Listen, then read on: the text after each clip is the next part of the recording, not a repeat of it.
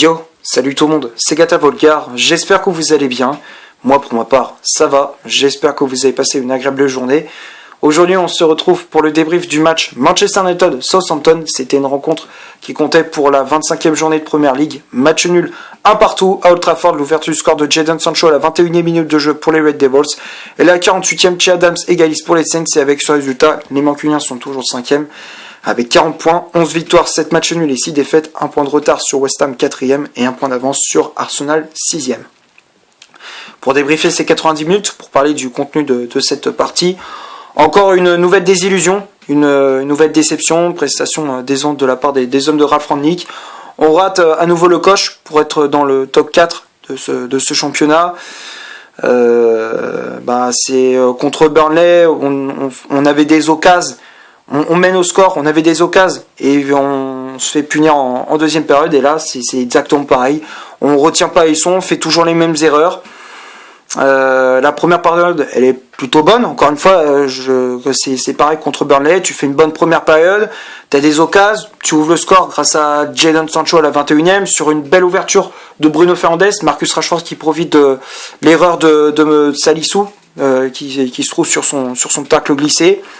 Et l'attaquant anglais qui prend de vitesse la défense des Saints et sert au second poteau Jadon Sancho. Alors il a beaucoup de réussite, la frappe est déviée par le défenseur de Southampton, mais bon, ça se termine au fond des filets tout de même.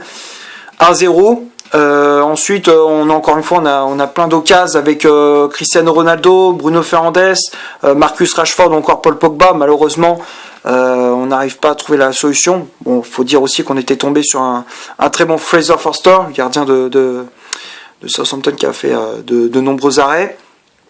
Même si côté des Saints, ils ont été aussi assez dangereux avec des occasions de Broja, d'Adams ou encore de Ward-Prowse sur coup de pied arrêté. Heureusement pour nous, on avait un très bon Derrea.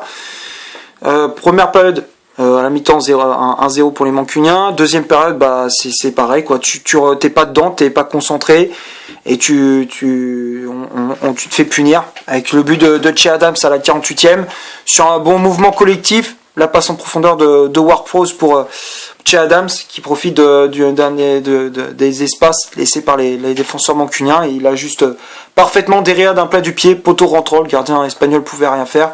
Un partout. Et là, on est de nouveau punis. Les fantômes du match contre Burnley reviennent.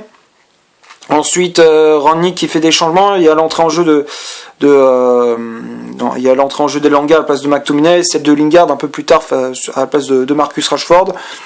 Mais ça change pas grand-chose. Alors, tu as des occasions avec Maguire sur coup de pied arrêté. Encore une fois, Fraser Forster qui est là. Aussi, Derrea est là pour repousser les tentatives des Saints. Donc on s'en sort bien encore une fois. À la fin de la saison, il faudra calculer le nombre de points gagnés grâce à Derrea. Je pense qu'il y en a un paquet. Mais bon, c'est rageant. On quitte résultat final un partout. C'est rageant. Alors même si demain on joue contre Brighton pour le match en retard de la 18e journée. Et là, cette fois-ci, il ne faudra pas louper le coche une troisième fois parce que là, par contre, ça va être vraiment énervant. Ça va être encore plus énervant et nous, supporters mancuniens, on va péter un câble. Donc on va passer maintenant à la composition de l'équipe. Il y aura Ralf Rangnick qui est aligné pour cette rencontre. Ce 4-2-3-1 qui commence vraiment à me gaver. Derrea dans les buts. Varane et Maguire pour former la charnière centrale. Maguire qui avait le brassard de capitaine. Et moi franchement je peux plus Maguire avec le brassard de capitaine. J'ai honte à chaque fois quand je vois Maguire avec le brassard de capitaine, j'ai honte. Sa façon de défendre, son leadership, il a l'impression qu'il a perdu toutes ses capacités. Alors que l'année dernière, pourtant, il était, comme je disais, il était bon. Là cette année, pas bon du tout. Là, il faudrait que l'entraîneur, Ralf Rangnick ou même les dirigeants lui collent un ultimatum en disant bon, t'as intérêt à relever ton niveau de jeu, sinon on retire le brassard de capitaine et tu pars au prochain mercato. C'est ce qu'il faudrait faire parce que là, Maguire, on peut plus continuer avec lui, c'est plus possible. Soit tu le donnes le brassard à Derrea, soit tu le donnes à CR7, mais on peut plus continuer avec Maguire comme capitaine. Normalement, c'est lui qui est censé être le leader de cette équipe. Au final, rien du tout quoi. Ensuite les latéraux, Diogo Dalot à droite, Luke Shaw à gauche. Dalot encore une fois à la place de Wan-Bissaka, ça commence vraiment à m'énerver aussi.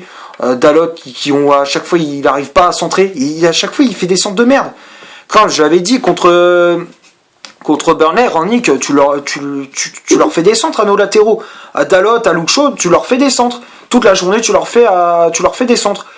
Parce que si le coach, il est un coach, qu'est-ce qu'on fait? Tu centres. Demain, tu fais quoi? Tu centres. Tu fais tout le temps ça. Il faut leur faire des centres. Parce que là, tu le vois, à chaque fois, dès qu'il y a des centres, il n'y a personne à la réception. Enfin, à chaque fois, c'est des centres de merde, quoi. Donc, pour moi, il faut qu'ils remettent Wan-Bissaka. Il faut retirer Dalot et remettre Wan-Bissaka. Ça se trouve, il aurait fait peut-être un meilleur match. Il aurait peut-être retrouvé son niveau de l'an passé. Ensuite, le milieu de terrain, McTominay, Pogba, Bruno Fernandes son numéro 10, Rashford, milieu latéral droit, Rashford, encore une fois, décevant. Alors, je sais pas si il est, comment dire, physiquement, il est cramé, ou je sais pas, il a du mal à récupérer de sa blessure à l'épaule, je ne sais pas, mais en tout cas, c'est compliqué. Jadon Sancho, milieu latéral gauche, et Ronaldo en pointe, moi ça m'énerve aussi, parce que Ronaldo en pointe, tu peux pas dans ce 4-2-3, tu peux pas mettre Ronaldo tout seul en pointe, qu'est-ce que tu veux qu'il t'apporte? Qu'est-ce que tu veux qu'il t'apporte? Il peut rien t'apporter. Alors oui, il a des occasions et tout, mais faut lui donner des ballons. Sinon, il sert à rien. Il va pas te faire un pressing. Alors oui, des fois, il fait des replis défensifs, mais sans plus, quoi. Et les remplaçants, il y a eu l'entrée en jeu d'Elanga, comme je le disais, à la place de Diogo Dalot. J'ai fait une erreur. C'est pas Diogo Dalot, c'est McTominay. Je dis n'importe quoi. j'ai fait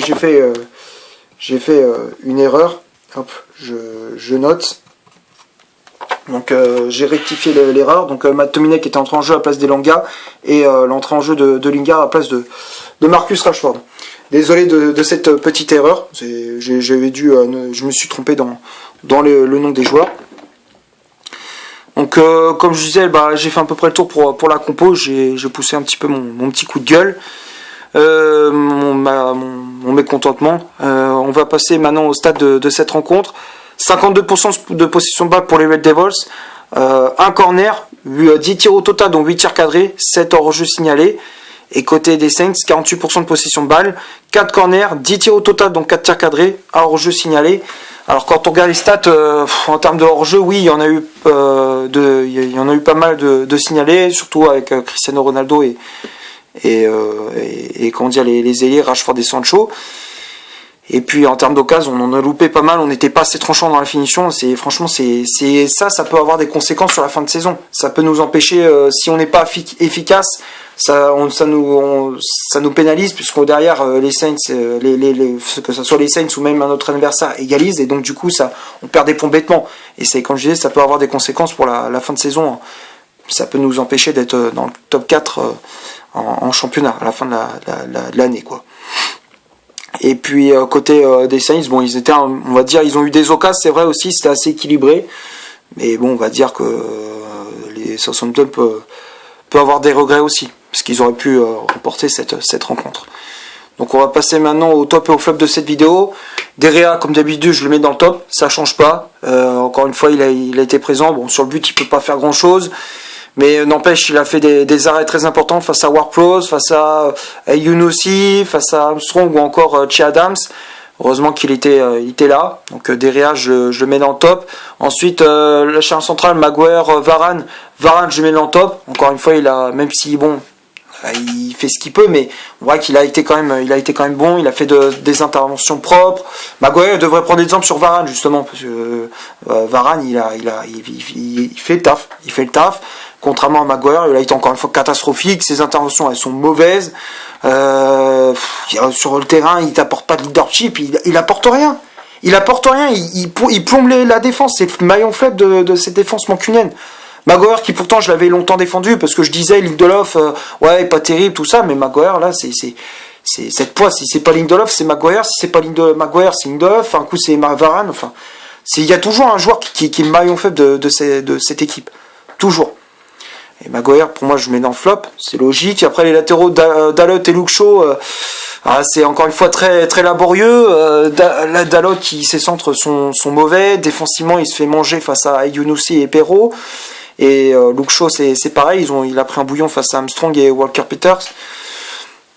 Ensuite, le milieu de terrain, McTominay, Pogba. McTominay, ça va. On va dire qu'il a quand même fait une bonne prestation. Il a mis de l'agressivité, il a récupéré des ballons. Il s'est projeté pas mal de fois vers l'avant. Pogba, pareil, bon match de la pioche. Bruno Fernandes, bon, il n'a pas été mauvais non plus. Il s'est créé des occasions, il a apporté sa créativité, il a essayé de distribuer des ballons à droite, à gauche pour Sancho, pour Rashford, même pour CR7. Donc Fernandez, je mets dans le top. Jadon Sancho, très bon match. C'est vrai que je tape souvent sur lui, mais là on sent qu'il est sur une bonne dynamique. Il avait fait un bon match contre Middlesbrough en Coupe d'Angleterre la semaine dernière. Il a été bon face à Burnley. Là il enchaîne avec une bonne performance face à Southampton. Donc Jadon Sancho, je mets dans le top. Il a été buteur aussi.